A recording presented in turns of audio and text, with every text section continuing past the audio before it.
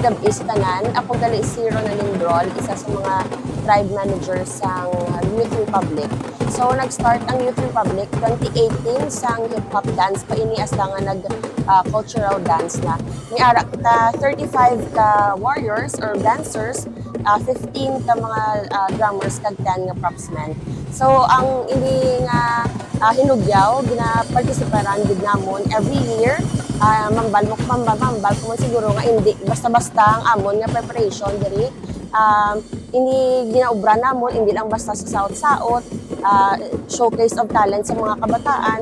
Ini isama namon ka pamaagi para mapadayon kag mapabaskog pagid ang amon nga debosyon sa aton nga mahal nga Iloy ang Birhen sang Assumption. Partos likod.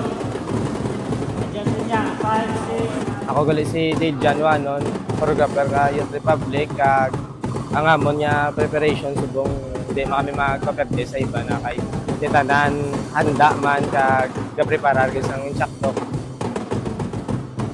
Ang ipakita namon sa sining inugyaw hindi lang para sa saot, kundi tungod man sa mga pangabuhi sa amon nga barangay kag para man sa mga bata nga mga gandong.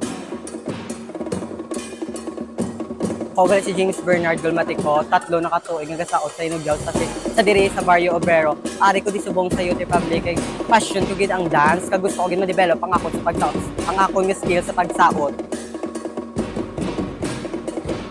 Ako gali si John Lee, musical director ng Youth Republic.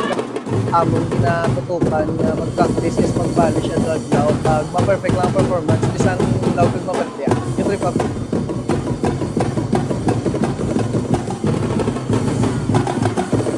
Bali nag-start kami sa pag-ubra sang steps sa pagbuligay kag sa panikasog sa pagpangabudlay sang amon nga choreographer nga si Dale John, sang amon dance master nga si Denmark.